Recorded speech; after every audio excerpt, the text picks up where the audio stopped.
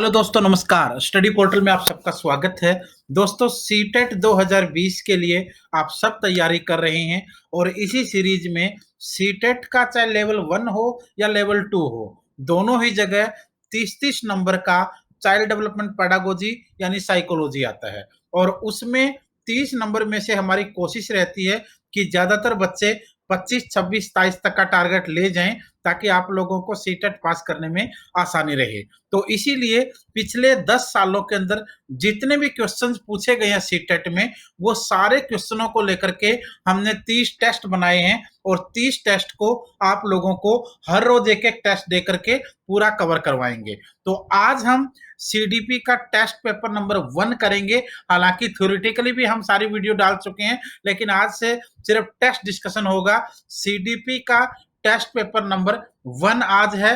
हर रोज एक आपके लिए आता रहेगा। अगर आपको पूरी पीडीएफ चाहिए तो वीडियो के डिस्क्रिप्शन से डाउनलोड कर लीजिए।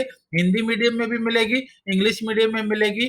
चलो आइए शुरू करते हैं सीडीपी के टेस्ट नंबर 1 को। हर रोज आपको एक एक लेक्चर डेली आपको मिलता रहेगा। शाम को 7:30 पर, यानी शाम को 7:30 बजे हर रोज सीडीपी का टेस्ट आज से शुरू हो चुका है। तो हर रोज वस्तुनिष्ठ आत्मनिरीक्षण यानी ऑब्जेक्टिव इंट्रोस्पेक्शन की प्रविधि का संबंध निम्न में से किससे है, यानी किस व्यक्ति के साथ ऑब्जेक्टिव इंट्रोस्पेक्शन की प्रविधि का संबंध रहा है। तो इसमें आपका आंसर आएगा विलियम वुंट और टिचनर। आपका आंसर रहेगा बी। क्वेश्चन नंबर 2, संज्ञानात्मक स्कूल यानी कॉग्निटिव स्कूल के परिणाम स्वरूप मनोवैज्ञानिक को अब किस रूप में पढ़ाया जाना चाहिए। तो इसको कहते हैं कि व्यवहार व मानसिक प्रक्रिया के अध्ययन के रूप में इसे पढ़ाया जाना चाहिए। क्वेश्चन नंबर 3, चूंकि मनोविज्ञान एक विज्ञान है अतः इसके मनोवैज्ञानिक नियम को निश्चित रूप से आधारित होना चाहिए। किसके ऊपर आधारित होना चाहिए? ज्ञानेंद्रियों द्वारा इकट्ठे किए गए आंकड़ों के सबूत के ऊपर इसको आधारित होना चाहिए। यहाँ कहता है कि क्योंकि जो मनोविज्ञान है वो एक साइंस है यानी विज्ञान है, अतः इसके मनोवैज्ञानिक नियम को ज्ञानेंद्रियों द्वारा इकट्ठे किए गए आंकड़ों के सबूत के ऊपर आधारित होना चाहिए। क्वेश्चन नंबर 4, मनोविज्ञान को विज्ञान कहलाने में किस कारक का योगदान सबसे ज्यादा माना जाता है। दोस्तों इसमें वस्तुनिष्ठता, क्रमबद्ध अध्ययन और नियंत्रित प्रयोग, ये ऊपर के सभी कारक जो हैं वो मनोविज्ञान को विज्ञान कहलाने में बड़ा योगदान देते हैं। उसके बाद है क्वेश्चन नंबर 5, निम्नलिखित में से किस संदर्भ द्वारा व्यक्ति का व्यवहार तथा व्यक्तित्व आंतरिक तनाव एवं अचेतन के द्वंद्व द्वारा सबसे अधिक प्रभावित होता है। तो यहाँ आपका आंसर होगा मनोज्ञातात्मक जो संदर्भ है वो, जिसे हम लोग रिसाइकोडायनेमिक कहते हैं। क्वेश्चन नंबर 6, विकासवादी संदर्भ के अनुसार मानव व्यवहार का विकास किस दिशा में तुलनात्मक रूप से अधिक हुआ है। यानी जो विकासवादी संदर्भ है उसके अकॉर्डिंग या विकासवादी सिद्धांत के अकॉर्डिंग मानव व्यवहार का जो विकास है वो किस दिशा में तुलनात्मक रूप से ज्यादा हुआ है यानी अधिक हुआ है।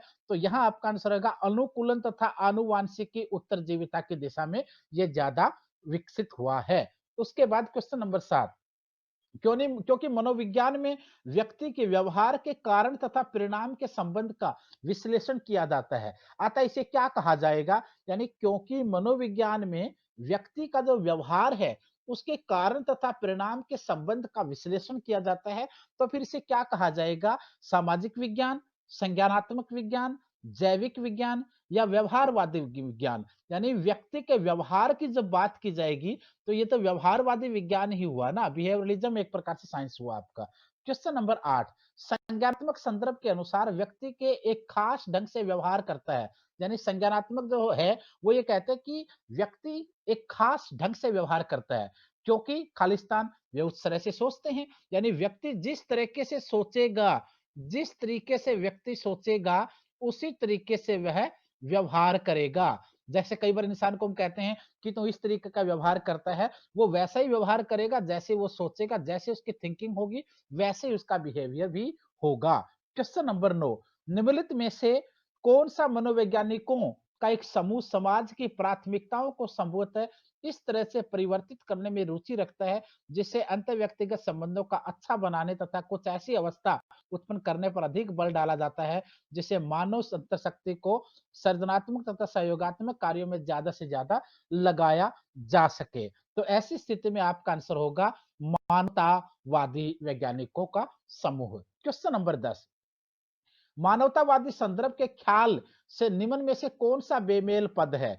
ए वर्धन आवश्यकताएं, आंतरिक वैभव का विकास, आत्मसम्मान, केवल वस्तुनिष्ठ पर्यावरण पर केंद्रित। तो यहाँ आपका आंसर होगा केवल वस्तुनिष्ठ पर्यावरण पर केंद्रित। क्वेश्चन नंबर 11, मनोविज्ञान के निम्न अंकित में से कौन उपागम में चेतना के मौलिक तत्वों पर ध्यान केंद्रित किया जाता है?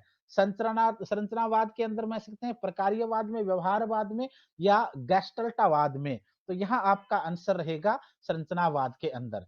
क्वेश्चन नंबर 12, एक प्रेक्षक को इंद्रधनुष की कलाकृति दिखाई गई व उसे कहा गया कि वह विभिन्न रंगों व चमक के प्रति अपनी संवेदना का वर्णन करे। निम्न में से किस मनोविज्ञान संप्रदाय में ने इस तकनीक का प्रयोग सबसे पहले किया था? तो यहाँ आपका आंसर रहेगा संरचनावाद संप्रदाय ने। क्वेश्चन नंबर 13, निम्न में से किसे आप गैस्टल्टवाद मनोवैज्ञानिकों के समूह में शामिल नहीं करेंगे? आप किसको इसके अंदर शामिल नहीं करेंगे? आप मैकडूगल को इसमें शामिल नहीं करेंगे। ये तीनों ही बाकी वाले इसके समूह के वैज्ञानिक माने जाते हैं, मनोवैज्ञानिक माने जाते हैं। क्वेश्चन नंबर 14, फ्रायड ने निम्न में से किस विधि का प्रयोग अचेतन की इच्छाओं को जानने के पहले किया? स्वतंत्र सहचार्य, सम्मोहन, स्वप्न विश्लेषण या पार प्रैक्सेज? तो यहाँ आपका आंसर बनना चाहिए सम्मोहन। क्वेश्चन नंबर 15, मनोविज्ञान फ्रायड के अनुसार स्वप्न की उत्पत्ति होती है कि ए, बी, सी और डी? तो यहाँ आपका आंसर रहेगा जब व्यक्ति अपनी दिन प्रतिदिन इच्छा की पूर्ति नहीं कर पाता है। तो ये आपका इसमें आंसर रहेगा। क्वेश्चन नंबर 16, प्राथमिक सत्र की शिक्षा होनी चाहिए कैसी? मूर्त, जीवन से संबंधित, रोचक तथा सभी प्रकार की? तो यहाँ आंसर होना चाहिए आपका सभी प्रकार की। क्वेश्चन नंबर 17, प्राथमिक सत्र की शिक्षा होनी चाहिए सैद्धांतिक तथ्यों पर जोर देने वाली, छात्र सक्रियता पर जोर, भाषणों पर जोर या पाठ्य पुस्तकों के ऊपर आधारित? तो यहाँ आपका आंसर है छात्र सक्रियता पर जोर, यानी जिसमें स्टूडेंट की छात्र की सक्रियता को दिखाया जा सके, बनाया जा सके। क्वेश्चन नंबर 18, एक भावात्मक रूप से संतुलित छात्र कक्ष में अपने सहपाठियों में महत्वपूर्ण सहसंबंध रखता है, कक्ष में अपने सहपाठियों से प्रभावी अंतःक्रिया नहीं करता, वह नवीन विचारों में कोई योगदान नहीं देता, सहपाठियों द्वारा दिए गए विचारों का सम्मान नहीं करता है। तो यहाँ आपका आंसर रहेगा ए, कक्ष में अपने सहपाठियों में महत्वपूर्ण सहसंबंध रखता है। कौन सा? एक भावात्मक रूप से संतुलित छात्र। क्वेश्चन नंबर 19, मनोविश्लेषण पद्धति के प्रवर्तक कौन है? कार्ल रोज, फ्राइड युग एंड एडलर, रोसरा या फिर रास? तो यहां आपका आंसर आएगा बी। क्वेश्चन नंबर 20, शिक्षण और अधिक प्रभावी हो सकता है, यानी शिक्षण जो है, टीचिंग जो है, वो और अधिक प्रभावी या इफेक्टिव हो सकती है अगर छात्रों को स्वयं कार्य करने की स्वायत्ता व नियंत्रण दिए जाए, छात्र अधिगम शिक्षक द्वारा निर्देशित एवं नियंत्रित हो, शिक्षक तथ्यों की व्याख्या करने में केंद्रीय भूमिका निभाए, शिक्षक अधिगम को निर्देशित करे। तो कौन सी अवस्था में? ऑप्शन ए, छात्रों को स्वयं कार्य करने की स्वायत्ता व नियंत्रण अगर दिया जाए तो शिक्षण और अधिक प्रभावी हो सकता है। क्वेश्चन नंबर 21, मनोविज्ञान को विज्ञान के सत्र तक लाने का श्रेय मनोवैज्ञानिक अध्ययन की किस पद्धति को दिया जाता है?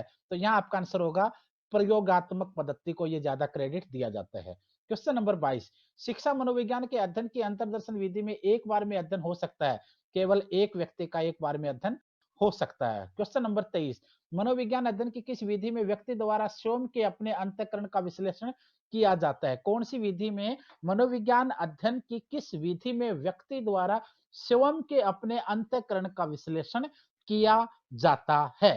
तो यहाँ आपका आंसर होना चाहिए अंतर्दर्शन विधि के अकॉर्डिंग। 24वां क्वेश्चन, बच्चों में अंतर्दर्शन की प्रवृत्ति होती है अत्यधिक, सामान्य, बहुत कम या उक्त सभी? बच्चों के अंदर अंतर्दर्शन की जो प्रवृत्ति होती है वो बहुत कम होती है। क्वेश्चन नंबर 25, मनोविज्ञान अध्ययन की किस विधि में गर्भावस्था से लेकर मृत्यु पर्यंत व्यक्ति के मानसिक व व्यावहारिक परिवर्तनों का अध्ययन किया जाता है? तो यहाँ आपका आंसर होना चाहिए विकासात्मक विधि के द्वारा। तो दोस्तों ये लेक्चर जो 1 के जो 25 क्वेश्चन, हालांकि लेक्चर 1 के अंदर 43 क्वेश्चन हैं, बट वीडियो को ना लंबा ज्यादा करते हुए ये 25 क्वेश्चन आपको यहाँ डिस्कस किए गए हैं। कंटिन्यू धीरे धीरे करके कई सारे लेक्चर्स आपके आएंगे, और जिन साथियों को ये 850 से ज्यादा क्वेश्चन, हालांकि ये 857-58 है, लेकिन मैंने यहाँ 850 ही लिखा है, ये 850 क्वेश्चन जिस भी बच्चे को चाहिए ये उसको मिल सकते हैं। वीडियो के नीचे डिस्क्रिप्शन है, वहाँ पीडीएफ के रूप में आप इसको डाउनलोड करके इसका प्रिंट ले सकते हो। अगर ये सारे के सारे हिंदी मीडियम में हैं, पिछले कई सालों में अलग-अलग एग्ज़ामों पूछे गए हैं। अगर कंप्लीट बुकलेट चाहिए तो उसमें आपको पहले चैप्टर मिलेगा, उसके बाद उस चैप्टर से रिलेटेड ये सभी क्वेश्चन मिलेंगे, फिर दूसरा चैप्टर की थ्योरी मिलेगी, फिर उससे रिलेटेड क्वेश्चन मिलेंगे। आपको जो भी चाहिए दोनों प्रकार की बुकलेट्स ऑप्शन में मिल जाएँगी आपको, डिस्क्रिप्शन में मिल जाएँगी और अगर आपको इंग्लिश मीडियम की चाहिए तो उसके भी क्वेश्चन आंसर और बुकलेट्स आपको अवेलेबल हैं। वीडियो के डिस्क्रिप्शन में जाइए और वहाँ से डाउनलोड कर सकते हैं। अगर आपको वहाँ नहीं मिल रही है तो इस नंबर के ऊपर आप व्हाट्सएप पे मैसेज करें, वहाँ आपको लिंक सेंड कर दिया जाएगा। यानी ये वो चैप्टर है जो काफ़ी ये टॉपिक ही ऐसे हैं जो काफ़ी इम्पोर्टेंट भी होते हैं पूरे के पूरे चाइल्ड डेवलपमेंट पेडागोजी के। अगर आप इसको अच्छे से तैयार करेंगे तो आने वाले टीचिंग एग्ज़ाम्स में आप लोगों को फ़ायदा ज़रूर होगा और हम आप लोगों के लिए धीरे-धीरे करके सभी प्रकार के टॉपिक्स लाते रहेंगे। तब तक आप चैनल को सब्सक्राइब करें, वीडियो को लाइक करें और कमेंट कर दें जाते-जाते फटाफट।